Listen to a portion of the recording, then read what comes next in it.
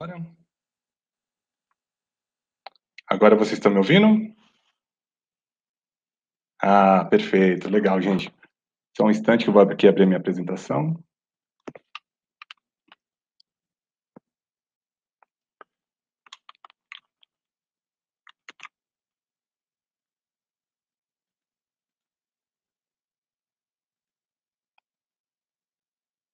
Ok, gente. Muito obrigado aí pela audiência, né? Hoje eu vou falar sobre um assunto que me interessa muito. Venho trabalhando com ele nos últimos meses, né? E vai ser um prazer compartilhar essas informações com vocês, porque a gente vai perceber que com a vinda do Open Banking aqui para o Brasil, esse assunto vai ter bastante relevância no que a gente vai encontrar no mercado nos próximos meses, né?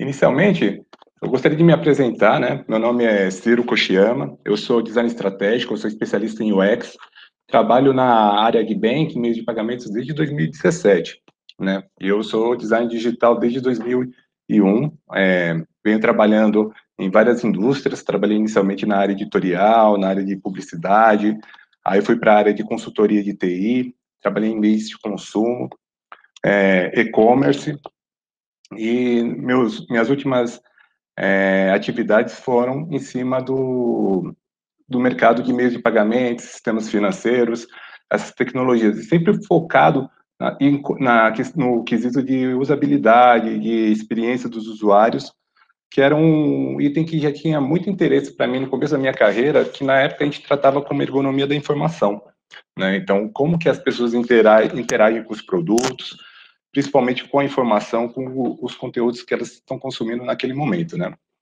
Eu gostaria de deixar também aqui um agradecimento, né, para o Henrique Coelho, que me convidou aí para fazer parte dessa atividade do Campus Party, da Ractus, e gostaria também de agradecer toda a equipe com que eu trabalho hoje nas consultorias, na UIP, porque eu trabalhei na FIS, e com o pessoal também do Instituto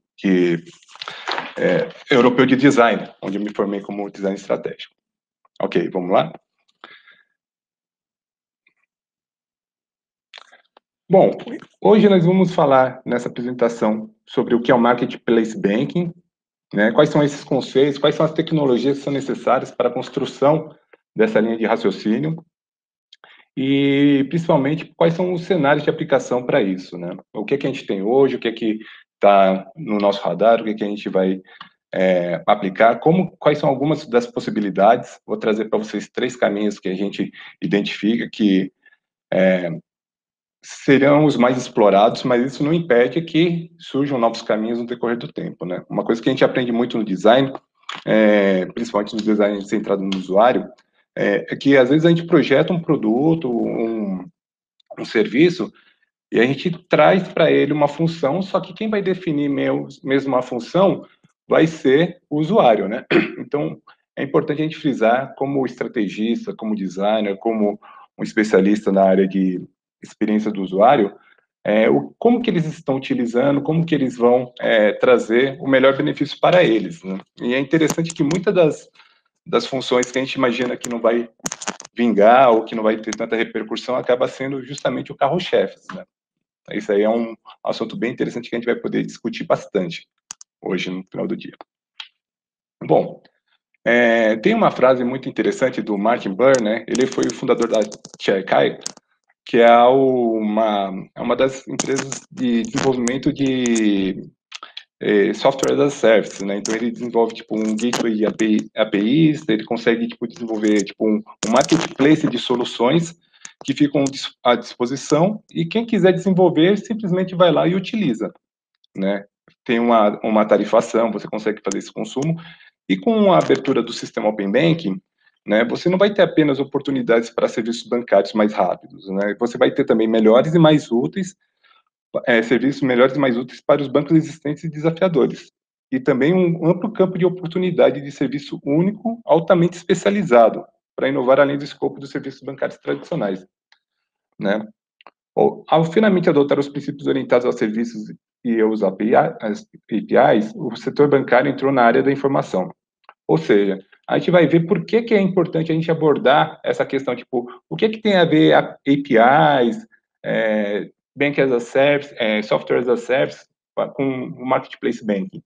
Porque a gente vai começar a perceber como que a agilidade vai ser importante para o desenvolvimento, para você sair na frente, a pesquisa com os usuários, você entender que tipo de produto, serviço faz mais relevância para ele, como que a cultura do seu público-alvo vai estar interagindo com isso. Então, todas essas informações são muito importantes para ser levado em consideração, e o Open Banking traz isso para... Ele traz muito isso para a superfície, né? Você via antigamente grandes empresas, grandes instituições desenvolvendo material, conteúdo, ferramentas para que isso conseguisse desenvolver suas próprias soluções. E no passar do tempo, os usuários vão mudando, as pessoas param de ter que se adaptar aos produtos e elas passam a consumir os produtos que elas acham mais interessantes. Então, a partir do momento em que a pessoa ela deixa de pensar, eu vou ter que entender como que a ferramenta funciona, e pensa, a ferramenta eu tenho um objetivo a ser feito, a ferramenta tem que se adaptar para isso, então as coisas mudam de figura. E o Open Banking, os gateways e APIs, toda essa questão de você fazer os sistemas independentes, fácil de ser, uma padronização para que eles possam ser utilizados de uma forma bem integrada, você acaba ganhando tempo, você ganha tração, você consegue trazer para o seu consumidor soluções muito mais interessantes, né? Essa a ideia de origem do Open Bank, ele se baseia nessa questão de você imaginar que os dados bancários dos usuários, eles não são das instituições, eles são realmente da propriedade, eles são propriedades do usuário que detém essa informação. Então, cabe ao usuário definir quem é que vai utilizar as informações que ele acha mais importante. Então, antigamente você tinha que preencher os dados em alguma instituição financeira, ou algum serviço bancário, ou de repente até para você fazer uma apólice de seguro, e aqueles dados você não sabia o que é que o pessoal podia utilizar, o que o pessoal estava fazendo. Isso aí tem muito a ver com os LGPD, né, com as legislações que tem ao redor do mundo de proteção dos dados. Isso é uma coisa que veio em voga. E é uma forma de você recompensar os usuários com a confiança. Se você tem uma instituição, um produto que é merecedor da confiança dos seus usuários, eles vão poder compartilhar os dados, vão achar o que é importante, você vai ter muita transparência, você vai ter muita essa questão de gestão dos dados, porque a gente percebe que, apesar daquela frase que já virou até um clichê, né, tipo que dados é o novo petróleo, isso só ficava, tipo, os lucros, né, os dividendos desse lucro ficava apenas com as instituições que detinham. E, na verdade, isso tem que mudar um pouco essa figura, ficou um pouco mais humano. Então, hoje em dia, a gente pensa muito na questão, tipo, o usuário tem ciência de onde está sendo utilizado os dados dele, se ele não tivesse sendo utilizado, isso é correto, isso aí acaba sendo de uma forma prejudicial para a empresa, para a marca como um todo, né? Então, é isso que a gente vai abordar também.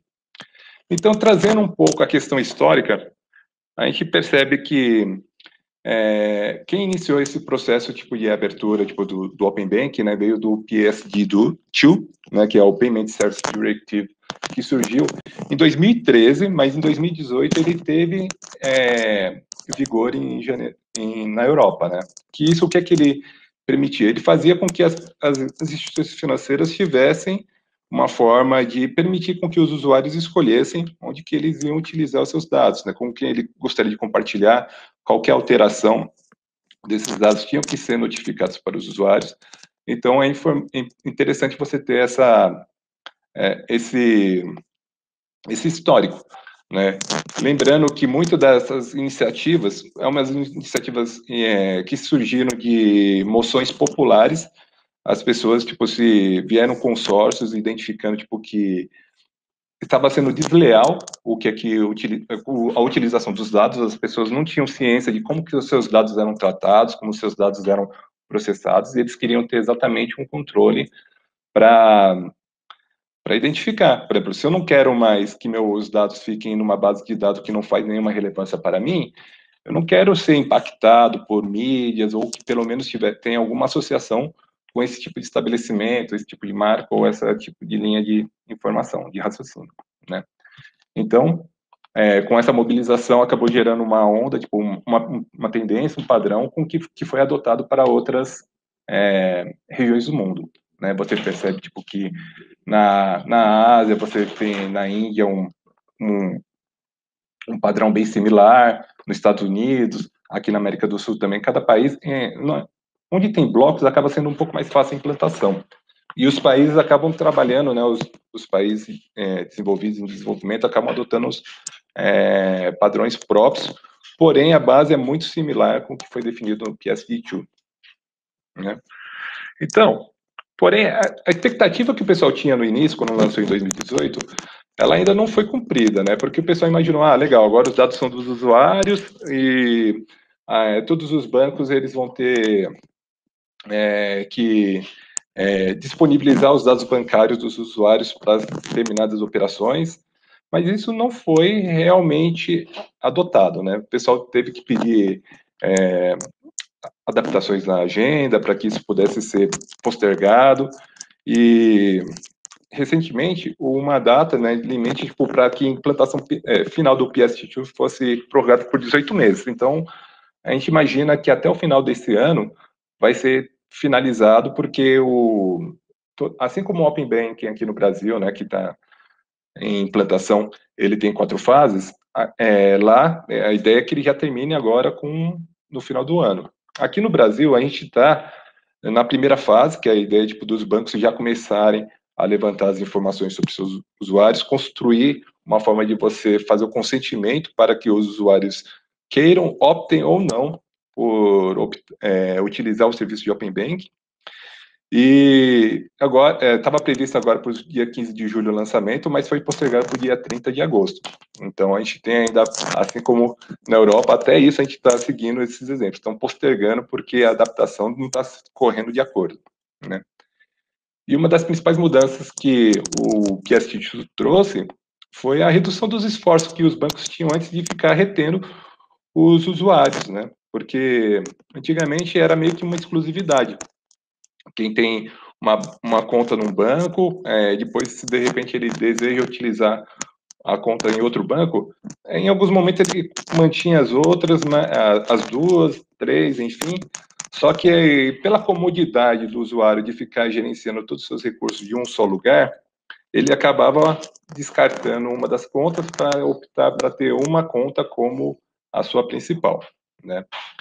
Então é interessante a gente ver que quando se fala do Open Banking, a briga não é só uma briga técnica, porque envolve aí muita tecnologia que vai estar por trás para fazer com que as coisas rodem, os sistemas se conversem. Mas vai ser uma briga enorme, né? Que a gente até fala que vai ser a primeira grande guerra mundial de UX, porque o banco, o estabelecimento financeiro que tiver a melhor experiência do usuário vai ganhar, né? Você vai ver tipo algumas soluções que, se você oferece a melhor experiência para o usuário, você vê que o usuário tem acesso a todas as informações que ele quer, entende, consegue personalizar, segue todas as heurísticas que são importantes para a ferramenta, ele não vai querer optar por outra solução, porque tudo vai estar ali. Você vai conseguir plugar várias contas bancárias, vários serviços, tudo num único lugar. Então, quem for o carro principal, né, se for o principal provedor dessas informações e tiver a melhor experiência, vai conseguir ganhar um lugar de destaque na atenção dos usuários, né? Enfim, e suas possibilidades, né? O que é que o Open Banking traz também, né? Bom, os bancos não poderiam mais controlar todos esses aspectos de um serviço, né? Porque antigamente você conseguia fazer com que o usuário tivesse toda a fidelidade dentro da sua carteira de serviço. Você tem uma conta bancária, de repente, vou oferecer para você um fundo de investimento que é exclusivo do banco, um cartão de crédito exclusivo, serviço de seguro. Aproveita que você já está aqui comigo, dou um desconto e tudo mais. E os usuários começaram a se acomodar com isso. Só que eles percebiam que, às vezes, um cartão de crédito, um seguro, um outro serviço, no outro banco tinha taxas melhores, né? Tinha um serviço mais interessante. Então, aí eles começaram a pensar que é mais importante, tipo, você vai ter que, ou você vai competir diretamente com isso, ou você vai ter uma plataforma totalmente fechada e o cliente vai ter que ser realmente apaixonado pela sua marca para você utilizar, ou você vai ter que colaborar, você vai ter que abrir, porque, primeiro, por uma questão legal, né, da regulamentação que você vai permitir com que as pessoas passem os dados que ela tem, consigam inicialmente ver as informações de dados, né, tipo, receber todas essas informações e posteriormente transacionar, né, que isso aí já está previsto na fase 3. Mas você precisa ter toda esse jogo de cintura para oferecer o melhor serviço, né? Então, uma coisa é certa, né? A receita do como o banco ganha o dinheiro vai mudar de uma forma drástica, né? E aquela questão de você ter uma assinatura, que é aquele pacote de serviços, você fica lá lidando com a custódia dos recursos que estão colocados na sua instituição financeira, vai cair por terra, né? Muitas vezes você vai poder apenas movimentar o que parece ser o trabalho mais chato e você vai utilizar outras instituições financeiras para fazer a custódia do dinheiro, para você fazer o cash out, né, o saque de dinheiro, o depósito, a validação. Então, as instituições financeiras vão ter que se imaginar como que elas vão trazer esse serviço de uma forma mais efetiva, né? E o marketplace vai ser uma das formas que tende a ser muito rentável para os bancos.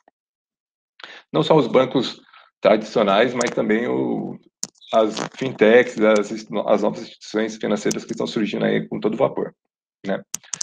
Eu gosto muito dessa frase, né, do Bill Gates, né, de 94, que ele falava assim: "Banking is necessary, banks are not", né?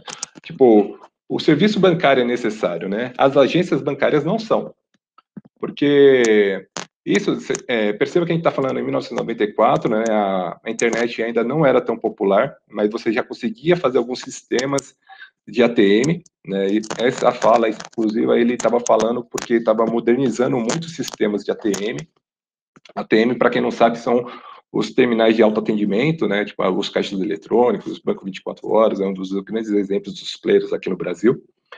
Então, ninguém mais precisa ir numa agência bancária para resolver os seus problemas, né? Então, o atendimento hoje em dia, se você fizer uma análise, quando foi a última vez que você precisou ir numa agência bancária? Provavelmente foi porque teve alguma falha no sistema digital ou porque tinha um processo burocrático muito específico que necessitava a sua presença ali para assinatura de um termo ou para a abertura de a contratação de algum serviço muito específico.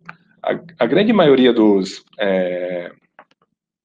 a grande maioria dos pontos, eles podem ser resolvidos por soluções digitais hoje em dia. Então, antigamente, o pessoal imaginava que o ATM ia ser o suficiente, mas com a revolução da internet, dos apps e tudo mais, você consegue ter tudo isso digitalizado, né? Bom, e o que é Marketplace Bank, né? Legal, você falou sobre Open Bank, mas você falou sobre um pouco do futuro, mas o que é o Marketplace? Bom, no modelo marketplace, vamos pensar tipo um modelo de marketplace clássico, né? Um estabelecimento, um supermercado. O varejista, né?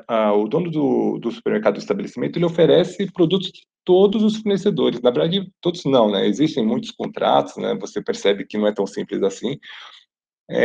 Mas você tem, se o cliente ele gosta de uma determinada marca específica, ou uma marca é muito popular em determinada região, com certeza esse produto vai estar na prateleira, né? Ou seja, o estabelecimento ele não pode ficar ofertando apenas produtos que ele acha interessante, ou então produtos apenas da marca dele, né? É muito importante você ter uma variedade para que você tenha opções para os usuários escolher, né? Ou seja, isso é um conceito muito antigo, né? Tipo, você tem que entender as necessidades dos usuários.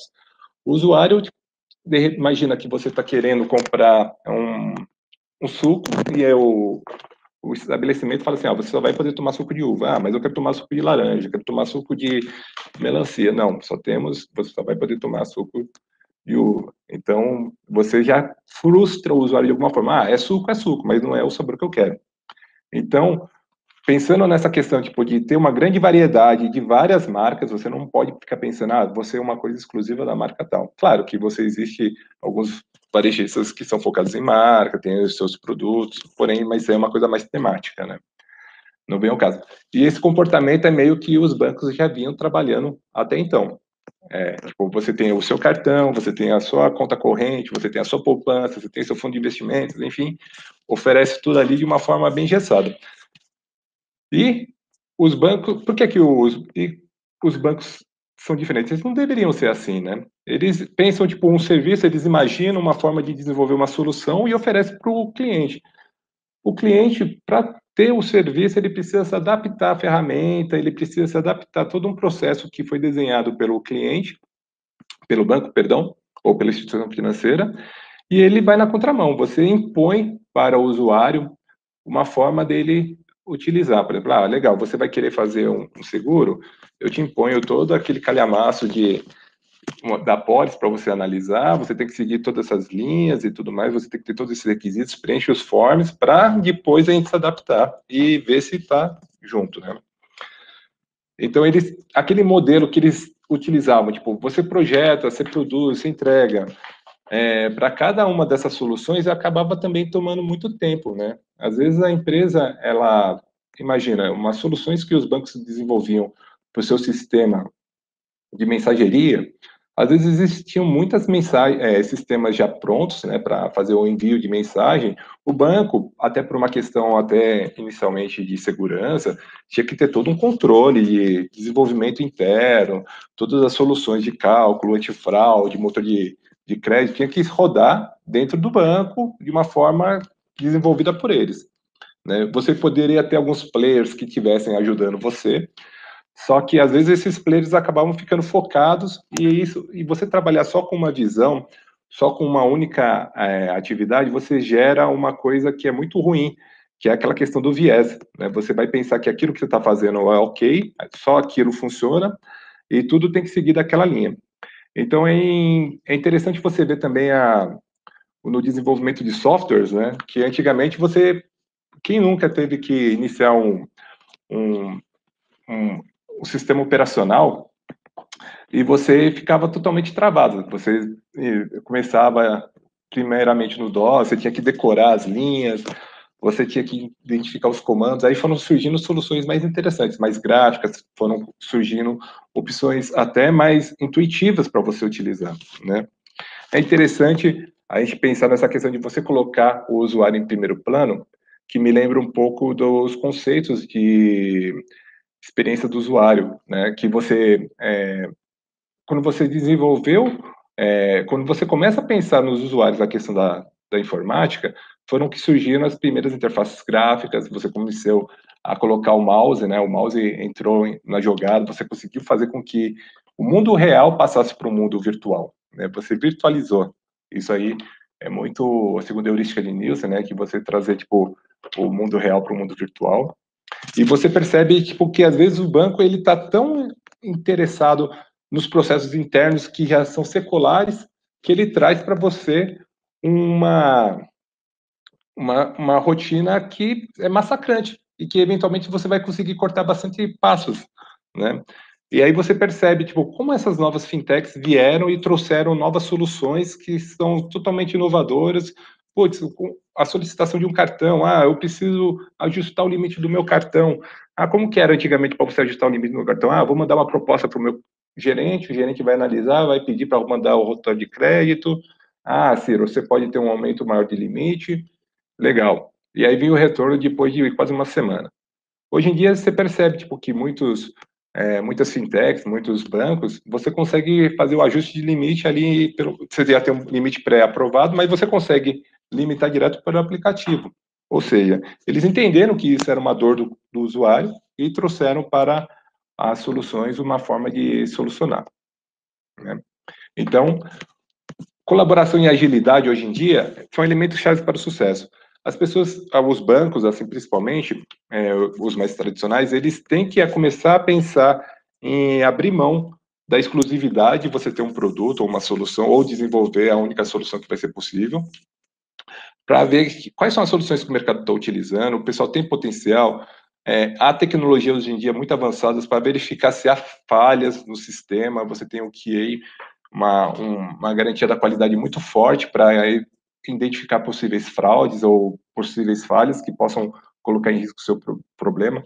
Existe tudo uma questão, o custo da inovação, onde você vai ter usuários satisfeitos e, eventualmente, uma ou outra fraude que vai ocorrer, que nenhum sistema é perfeito, apesar de que tradicionalmente, sistemas mais antigos, tradicionais, tendem a ter menos, porque já foram pensados, rebuscados, existem muitas camadas, porém, é quase mínima a percepção, então fica naquela questão de colocar em voga o que é que vale mais a pena, né?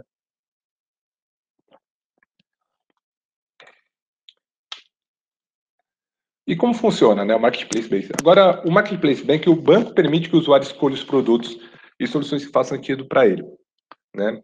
Além de permitir você escolher vários fornecedores. Agora, imagina que você tem...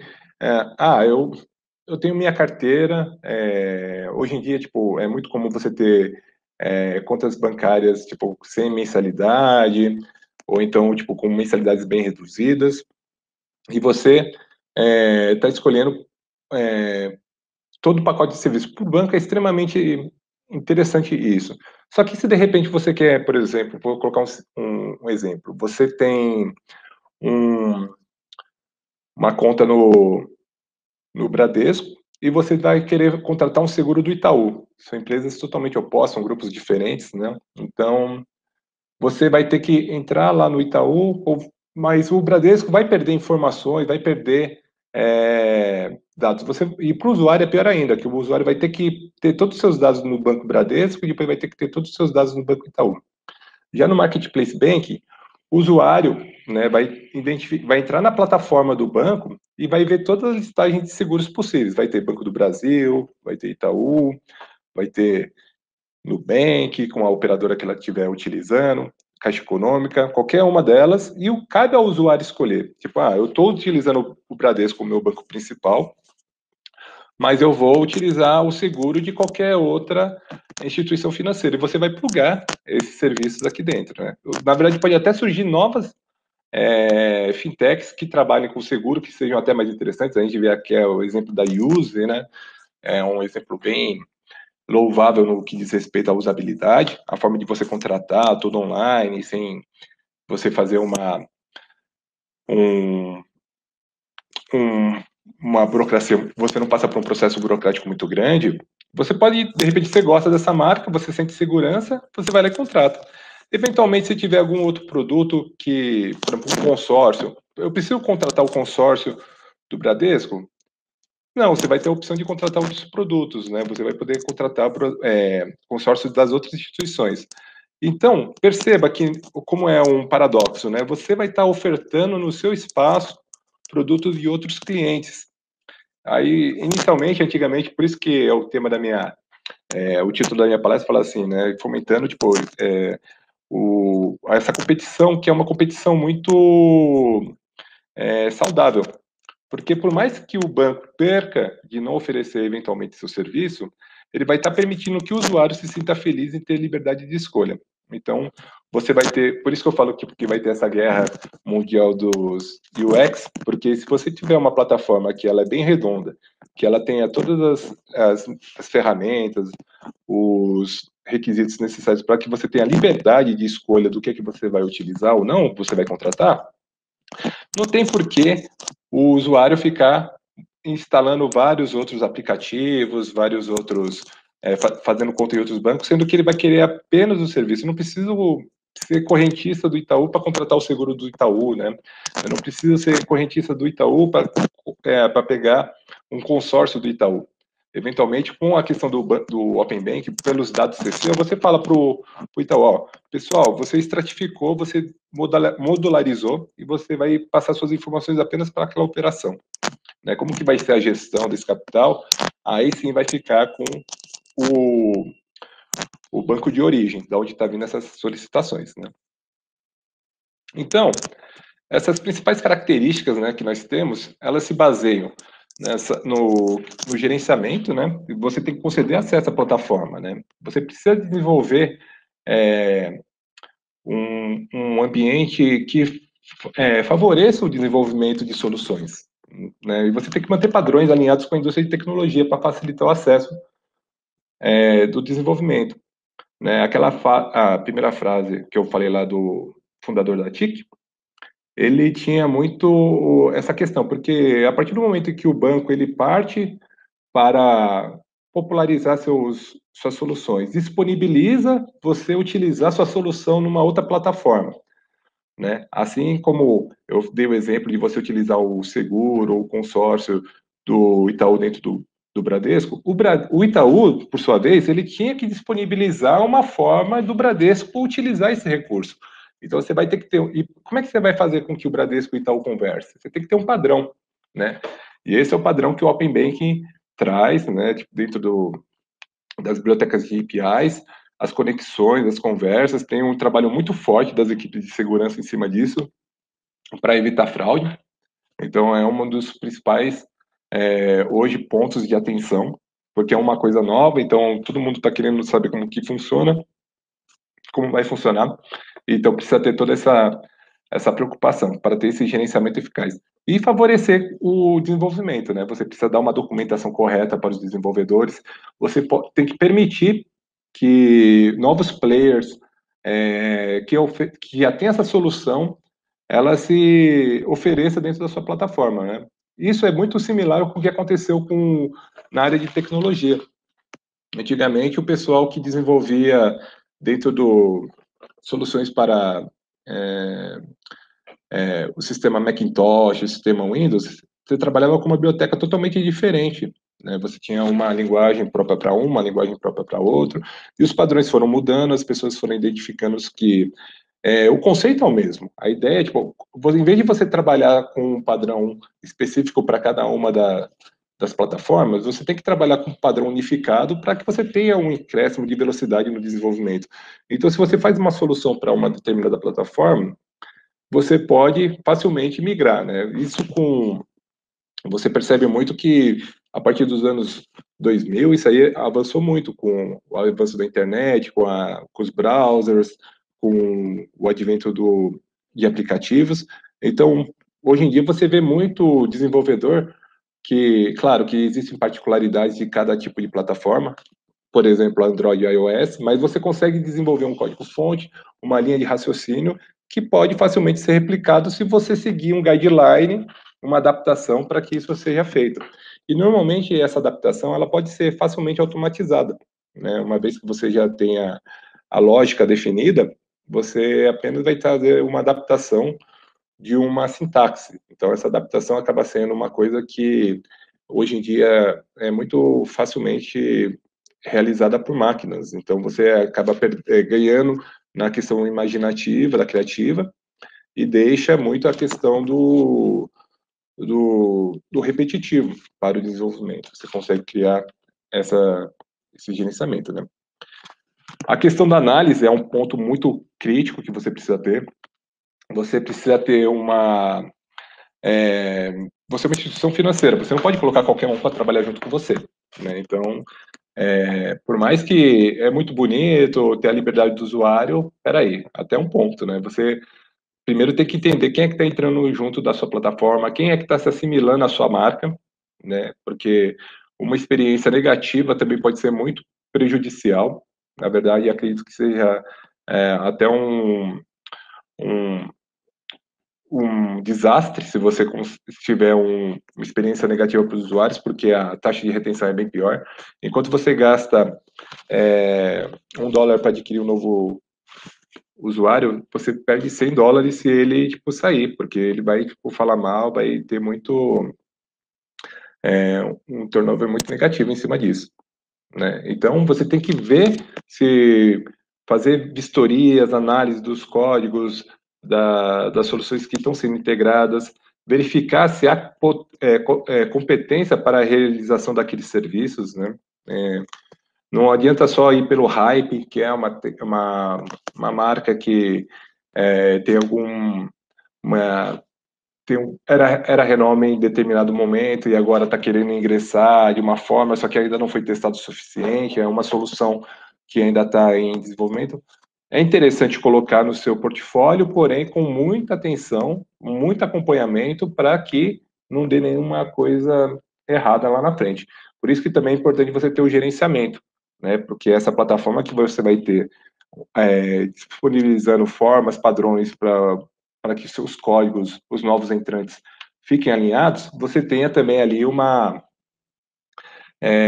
respaldo para que já seja barrado logo de cara e depois você tenha um conhecimento. E também a transparência, né? Por final, mas não menos importante, na verdade, Open Bank ele se baseia muito em transparência, né? Que é você manter o cliente sempre informado quem são seus parceiros e clientes.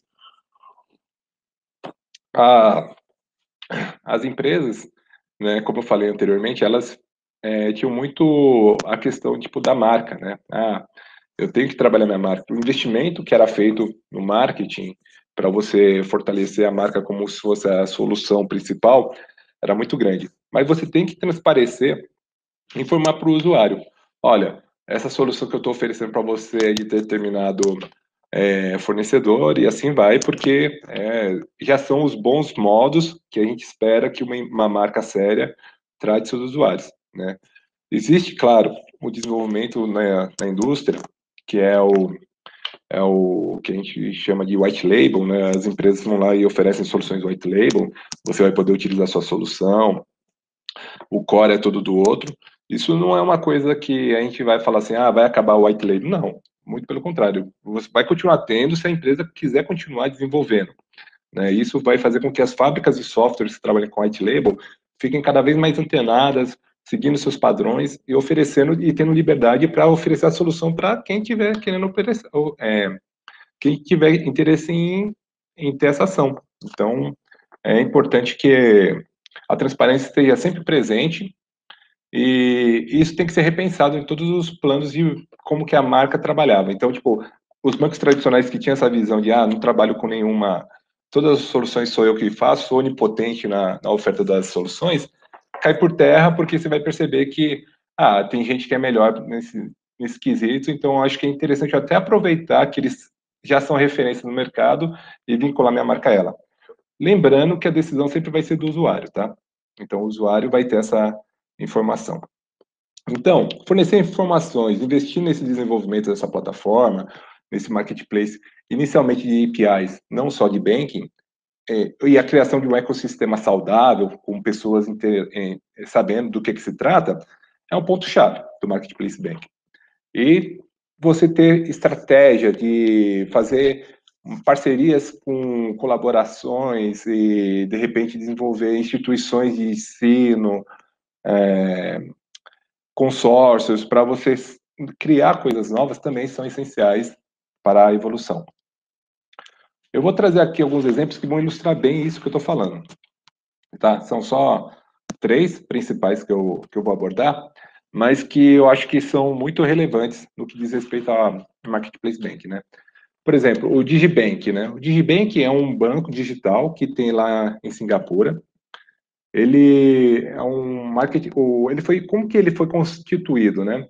Existia um marketplace de APIs, né, que é a da DBS, e então eles desenvolviam muitas soluções para banking, né? Eu tenho a solução aqui para cashback, tenho solução para gerenciamento de poupança, tenho soluções para gerenciamento de motor de crédito, de fraude, enfim. Então, aí eles perceberam que eles tinham dentro do seu ambiente várias soluções que eram ofertadas, os bancos já consumiam suas soluções, plugavam ali para os sistemas tipo, de Banking as a Service, e eles falaram assim, acho que seria interessante a gente utilizar todas essas soluções, eles mudaram um pouco a visão deles da DBS para criar o banco Digibank.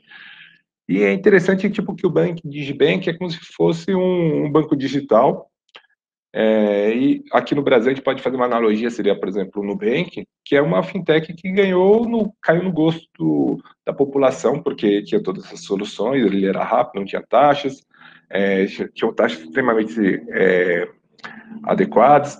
Eles conseguiram entender, eles deixaram de focar no core do desenvolvimento e pensar só nas soluções dos usuários, né? E aí eles utilizaram umas APIs de assistência de inteligência artificial. Aqui no Brasil, já tem uma tendência, tipo, o pessoal desenvolver muito inteligências artificiais para utilizar. E lá eles utilizavam uma chamada da Casisto, né, que ela, a CAI, que ela ajudava muito o pessoal a fazer o pagamento das contas, então ele conseguia se conectar, ele conseguia fazer, ele consegue se conectar, consegue fazer as transações financeiras de uma forma que o usuário não precisa mais nem ter a necessidade de entrar no aplicativo. Às vezes, tipo, apenas entrando tipo, com a inteligência artificial no seu smartphone, ele já consegue pedir para ela já fazer agendamento de um pagamento de uma conta, puxar os dados. E você percebe hoje que muito dos nossos bancos eles têm essa tendência a trabalhar com a inteligência conversacional, né? Tipo, você tem uma inteligência de voz ali, uma inteligência artificial conversacional, para que consiga interpretar o que o usuário está querendo e de uma forma cada vez mais assertiva, né?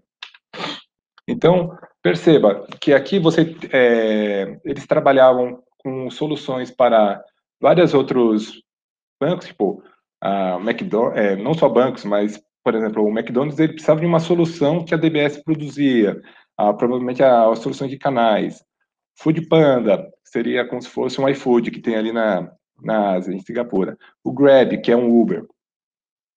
Então, todas essas soluções de meio de pagamento eles acabaram trazendo de uma forma muito mais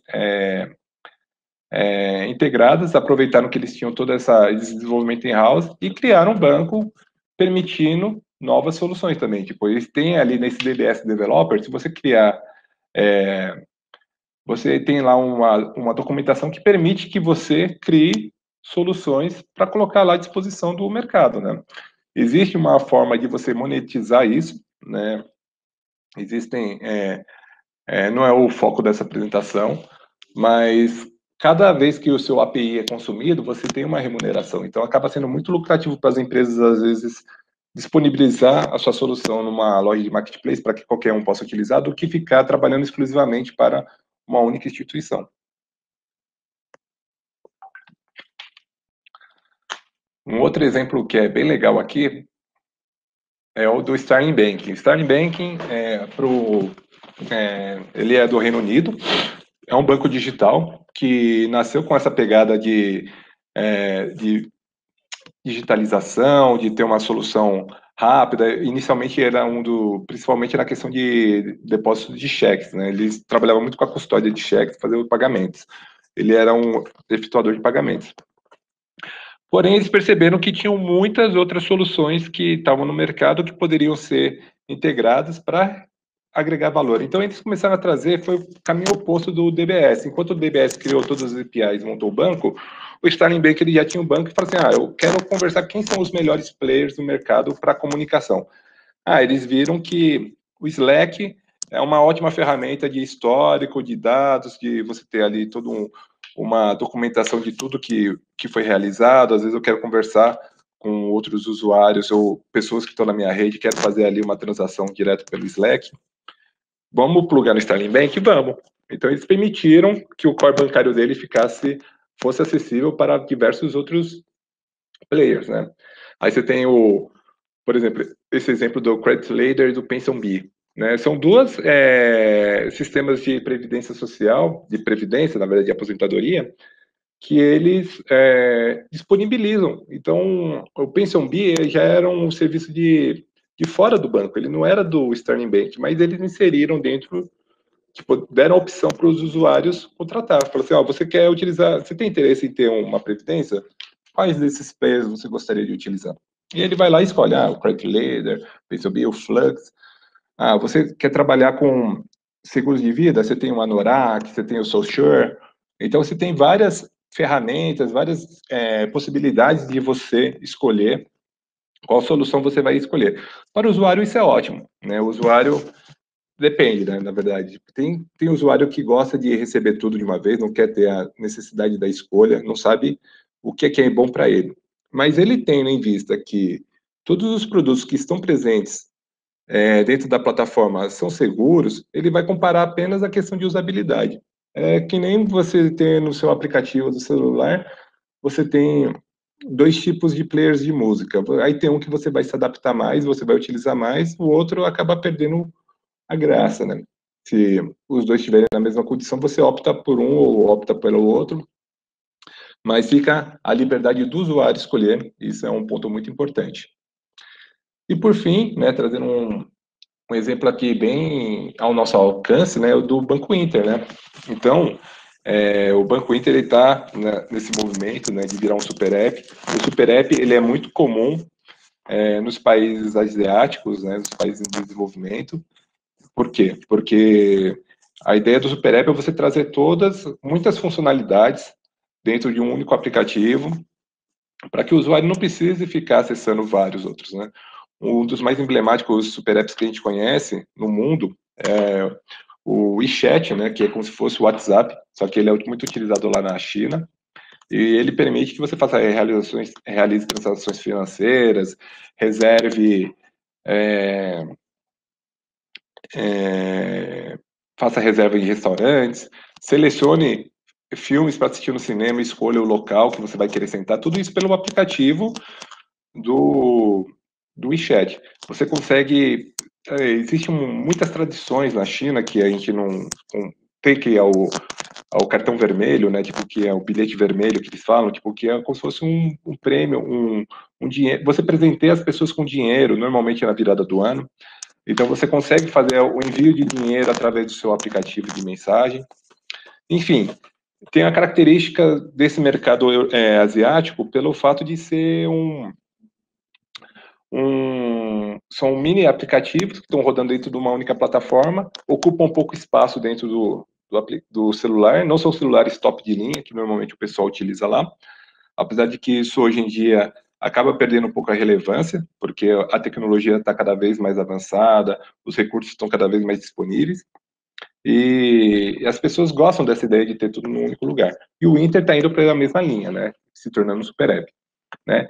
E ele tem dentro da plataforma dele, já faz um tempo, um marketplace que é a ideia tipo do one-stop shop, né? Dentro do aplicativo. Você consegue, você vai entrar no seu banco do Inter para verificar quanto que você tem de conta e você é impactado eventualmente por uma oferta de uma geladeira. E aí você fala assim, deixa eu ver o que é que eu posso fazer. Será que eu posso comprar? E dentro, aí ele já te traz normalmente algumas informações de cashback, né? Esse conceito de cashback é muito forte em marketplace. Você tem um retorno financeiro para executar uma compra. E no final das contas ele acaba trazendo ali também um retorno bem interessante, porque o usuário não vai perder o tempo, né, de procurar em outros lugares. Você vai ter ali dentro, ele não vai precisar entrar, por exemplo, no marketplace tradicional para realizar a compra. Por quê? Porque o marketplace tradicional também já está dentro do banco. Então, o usuário que está eventualmente fazendo uma ação, ele pode ser impactado por uma ação de compra e vai poder converter numa compra que vai trazer uma porcentagem, uma comissão para o estabelecimento que está realizando, que está startando esse início, né? Que no caso seria o banco. Então você percebe tipo que eu não tenho dados atualizados aqui, mas a gente vê que está crescendo muito. É uma tendência para os bancos trazer tipo o, os marketplaces, né? A gente viu tipo o Banco Inter, você vê o Banco C6, né? Então os bancos eles acabam vendo que é importante trazer, ofertar serviços do marketplace para dentro da sua plataforma. E o inverso é real também, né? Você vai ver, tipo, Magalu também entrando na área financeira, virando instituição financeira, oferecendo cartões e contas, porque o Open Banking vem para isso, justamente para você ter essa quebra de, de padrões, né? Não precisa ser uma coisa específica, você vai poder fazer e trazer para o usuário as melhores experiências possíveis, tá bom? Gente, eu acho que era isso que eu tinha para apresentar. Vou me colocar à disposição aí para algumas perguntas que a gente ainda tem aí uns 4, 5 minutinhos. Fiquem à vontade.